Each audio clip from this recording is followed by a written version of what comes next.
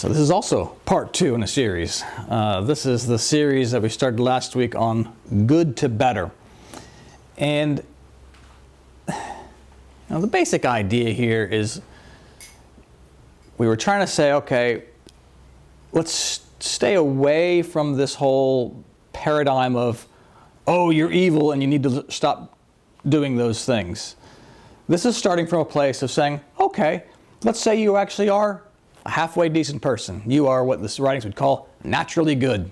How do you get from that to spiritually good? How do you move up a level that's still on the good side of things? Then we focus so much on the bad stuff, it kind of creates this, what I think of a spiritual hypochondria. We get there and go, oh yeah, I'm all these terrible things. And the reality is we probably aren't as terrible as we think we are. So the idea in this series is to say, all right, if you've got a basically good line, how do you move up? And we see this illustrated in the Word through this transition of power from the kingdom of Saul to David. I should do it like this way, right? Saul to David. And it's not a smooth transition. It's just not a smooth transition. It's several chapters. Right? David gets anointed king, but Saul still is the acting king. Saul goes crazy, right? He starts trying to kill David. And when we pick up the story here today, it's David goes and runs for shelter among the Philistines, which is kind of a bizarro thing to do if you think about it. So that's what we want to explore. Last week we spent some time going, well, who are the Philistines? And in case you've forgotten or were not here, the Philistines correspond to knowledge, but not just any kind of knowledge. It's a spiritual knowledge. They're descendants from the Egyptians. So the Egyptians have your natural knowledge, knowledge of the world and mathematics and all that kind of stuff, factual stuff. Philistines, we can see, are a higher level of knowledge. We know this from a couple things. A, they're in the Holy Land, right? That's a spiritual existence right there. And we also can see through the capturing of the ark story, the Philistines have knowledge of correspondences, right? When they want to get rid of the ark, they send it out with golden tumors and golden rats because they understand spiritual realities. They have knowledge of correspondence. So they're on this higher level. But they've twisted it, right? At this point in the scripture, they've twisted their knowledge to be their servant, right? The knowledge is now serving them so that they can justify a life of faith alone. We have the knowledge, that's supreme, and we can do what we want now because we've made the knowledge our servant. We are supposed to be the servant of the knowledge. It's supposed to be the other way around. So with that kind of as a reminder, a setup as to where we are, let's take a look at this chapter from chapter 27 of 1 Samuel. Now you'll notice here in your order of service, it's only 12 verses long. It's the entire chapter. So it's not a long chapter, but it gives us some, shall we say, some strange things. Last bit of setup here is this picks up right after David and Saul have basically signed off on a truce. David has spared Saul's life again. And finally Saul says, yeah, okay, I'm not gonna try to kill you anymore. And David says, great. But you'll note here, despite Saul's assurance that there's a truce, David's not really buying it. Here we go. And David said in his heart, now I shall perish someday by the hand of Saul. Quite the difference from what just happened. There is nothing better for me than that I should speedily escape to the land of the Philistines, and Saul will despair of me to seek me any more in any part of Israel. So I shall escape out of his hand. Then David arose and went over with 600 men who were with him to Achish, the son of Maoch, the king of Gath. So David dwelt with Achish at Gath, he and his men, each man with his household, and David with his 2 wives, Ahinoam the Jezreelitess, and Abigail the Carmelitess, Nabal's widow. And it was told Saul that David had fled to Gath, so he sought him no more. Then David said to Achish, "If I have now found favor in your eyes, let them give me a place in some town in the country, that I may dwell there. For why should your servant dwell in the royal city with you?" So Achish gave him Ziklag that day. Therefore Ziklag has belonged to the kings of Judah to this day. Now the time that David dwelt in the country of the Philistines was 1 full year and 4 months. And David and his men went up and raided the Geshurites, the Girzites, and the Amalekites, for those nations were the inhabitants of the land from old, as you go to Shur, even as far as the land of Egypt. Whenever David attacked the land, he left neither man nor woman alive, but took away the sheep, the oxen, the donkeys, the camels, and the apparel, and returned and came to Achish. Then Achish would say, "Where have you made a raid today?" And David would say, "Against the southern area of Judah, or against the southern area of the Jerahmeelites, or against the southern area of the Kenites."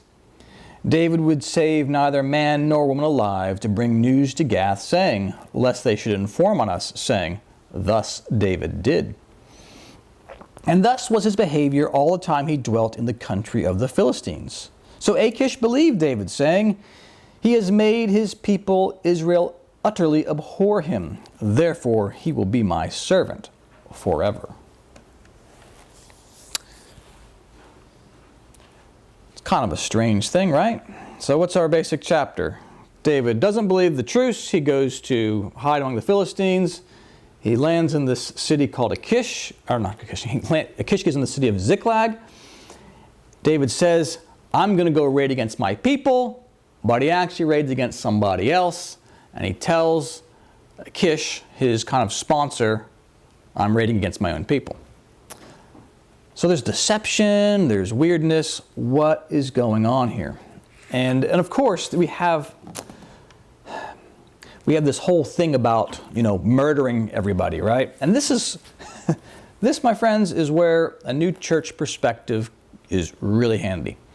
Because if you look around on the internet and into Bible commentaries, what does the rest of the world think this chapter is about? In the office, on the top shelf of the bookcase, there's this massive series of Bible commentary. They give you a chapter, and they have some picking apart of the language, and at the end of each section they have a thing they call reflections. And usually it's the reflections is somebody saying, "This is what I think this is all about." Well, guess what? When you get to this chapter, the reflections is very short. So short that I'm going to share it with you today just to give you an idea of what other people outside the church think this chapter is really about. And, well, they don't really know, that's the short answer. But here, I'll throw it up on the screen so you can follow along. This is a report that revels in David's shrewd manipulation of enemies and justifies what otherwise be a questionable time of service with the Philistines. There's no need to import artificial theological comment into the chapter. David is God's future for Israel, but he is no saint. The narrative does not flinch from this reality. We know God's hand is with David, but in this moment it is hidden. We are left with a story that reflects the brutal realities of the time, and a David who seeks to survive within the framework of those realities. In this story, David cannot wait for more favorable options, but must choose boldly for his own survival and lives of his company, the 600 men he's with. We are asked simply to attend to the story of these events in confidence that the reality of God's purposes behind the story has not changed. Basically, he's saying, I don't know what to do with this.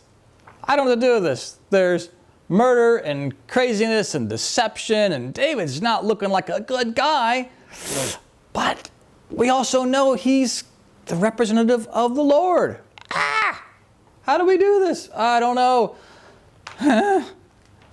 So, this is perhaps why the Lord contracted Swedenborg to say, hey, why don't we write some things down about spiritual realities and correspondences so we can understand what this is all about. And yeah, this is really important. The idea of understanding what the Philistines are about is still kind of strange in a sense, even to a new church point of view. Why would David go live among the Philistines? Right? Because they are clearly the bad guys in this story. Well, I think I can provide you a reasonable answer for what's going on here. If you understand kind of a person who's operating on that natural level of life, what does that mean? What's a practical meaning of that? It's someone who does the right thing because that's what they're supposed to do. They don't necessarily like doing the right thing, but they go, well, I guess I got to do this begrudgingly. You know what? My wife or husband, my spouse just cooked a big dinner, put a lot of time and effort into it. I guess I should do the dishes, right? I guess I should do it. They don't have any love in their heart for it. I guess I should do this.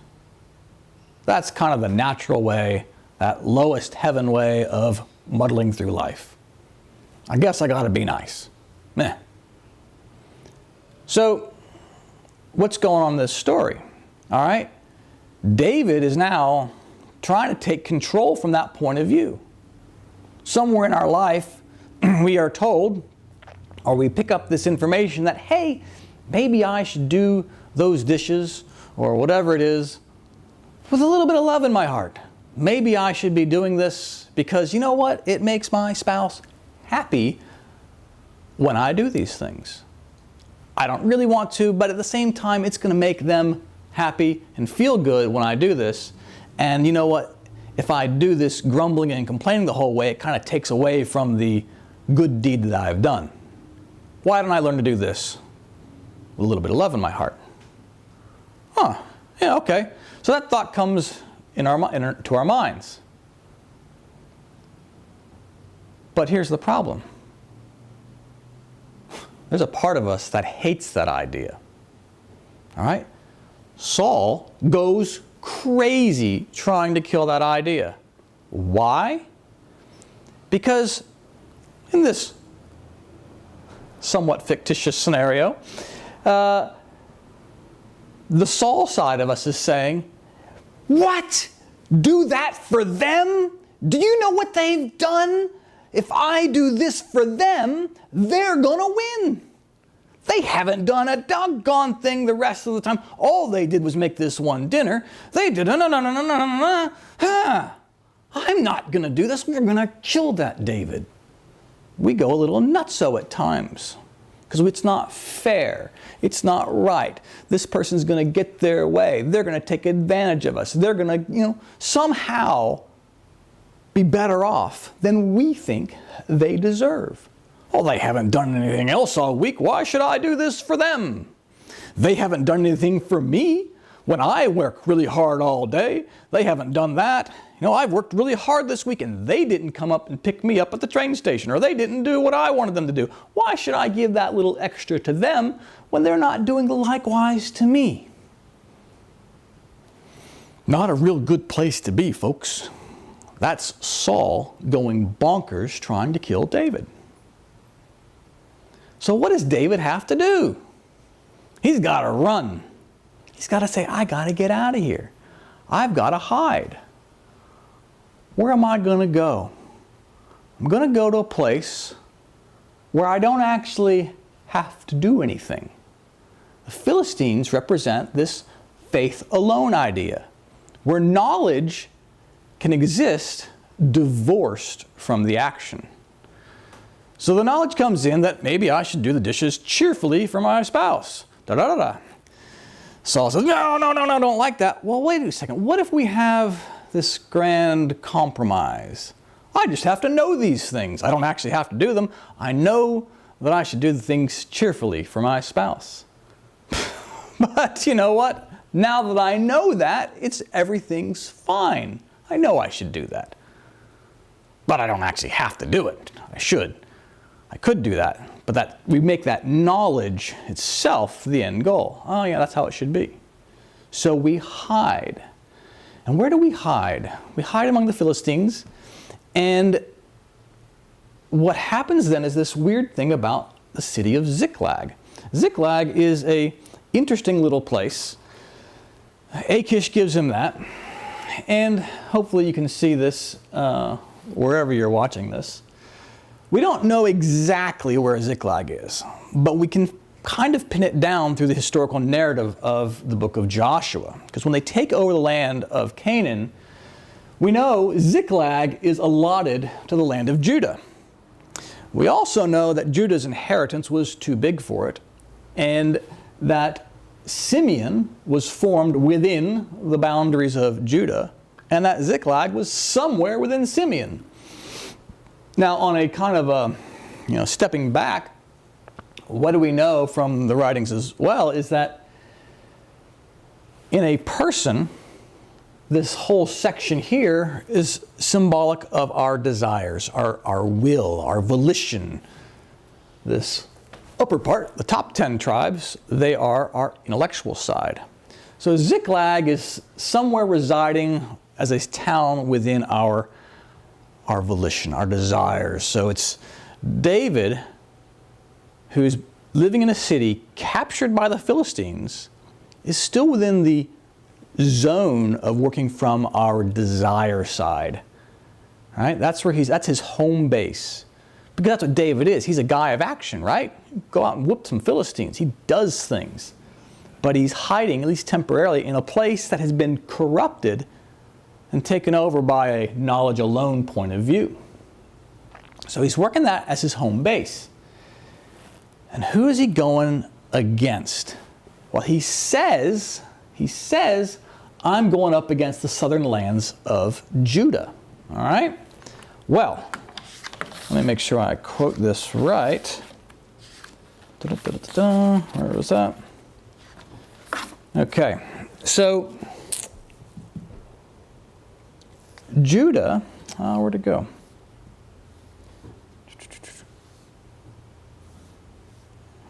Lost my spot. Basically, those areas are about spiritual truth on a natural, spiritual, and celestial degrees. That's essentially what we're going for, is that it's David looks like he is attacking the truth. So the Philistines are pretty happy about this. Yes, this intellectual side of our life, he's attacking it and conforming it, the intellectual side, to believe that basically faith alone is all that matters. All I have to do is believe that I should be doing these things and not actually doing them. So this, as far as the Philistines is concerned, 2 thumbs up. But what's David actually doing? There is a deception going on here, right? He's actually going after the Amalekites and these other 2, and this is a big deal. Because now some people will say and quibble at, oh, well, the Lord doesn't deceive us, blah, blah, blah. But I'll just throw you a quote here to show you that actually sometimes the Lord does deceive us. This is from Ezekiel. O Lord, thou hast deceived me, and I was deceived. If the prophet be deceived when he has spoken a thing, I, the Lord, have deceived that prophet. There are a couple others there too. But it's this doctrine that the new church has about the appearance of truths. It appears that God's angry, but he's not really, right? We have these appearances. This story is one of those appearances. Things are not as they seem. It seems that David is among the bad guys, but he's not really. What was the problem when Saul had to fight Goliath? What's the problem? Fear, right? How did Saul lose his kingship? Fear. Saul was supposed to go up against the Philistines, but he was supposed to wait until Samuel came along to light all the sacrifices. But Saul saw the opposing army gathering up. Oh no, but Samuel's not here. I need to start the procedure. Samuel's not here. What does he do? He starts the process early because he's afraid. Samuel shows up and says, Saul, what have you done? I told you to wait for me. Saul's like, I saw them. They were getting ready to whoop us, and you weren't here. I had to do it. Right? Saul operates from this place of fear. Amalekites, should be no surprise the way we're headed here. Amalekites, they're the kind of evil that kicks you when you're down. That's basically what they represent. It's an evil and a false belief tied together that kicks you when you're down. You're starting to get a little fearful and you say, oh, look at those enemies over there. They're kind of scary. And the Amalekites come charging and go, yeah, they're going to get you. Putting doubt, despair, all that kind of stuff in there. Can you defeat the Philistines when you're full of doubt? Nope. David had to come there and say, hey, this battle is the Lord's. That's how we'll beat it. Don't worry about what you see. This battle's the Lord's. So what's going on in this story? David's going among the Philistines to defeat the Amalekites so he can do what? So he can beat the Philistines. Right? Why fight two enemies when you can fight only one? So we'll take a covert operation. It's one of these things of providence. We'll put David among there. We'll go out, defeat the Amalekites. We won't tell them what we're doing, so when we defeat whoever it is, we're going to destroy everything. We're going to wipe out those Amalekites. Those Amalekites who, their history is to pick off the back members of the army. So as the children of Israel are marching through the desert, the Amalekites come in from behind and pick off the stragglers. We're in the wilderness. We're already freaking out because life's miserable. So Amalekites come in here and make us doubt our destination. So David among the Philistines is really this covert operation to remove doubt from our life. That's what this story is really about. Let's get rid of the doubt, because David knows he's not going to be there forever. But just like we see in other places in the scripture where prophets and Jesus have to go through a tour of duty in Egypt to learn about the natural world, part of our spiritual journey is we have to travel through the Philistine land. We need this knowledge, this spiritual knowledge, but we also need to remove the corruption that comes with it. This is a big difference. We got to get rid of those false reasonings.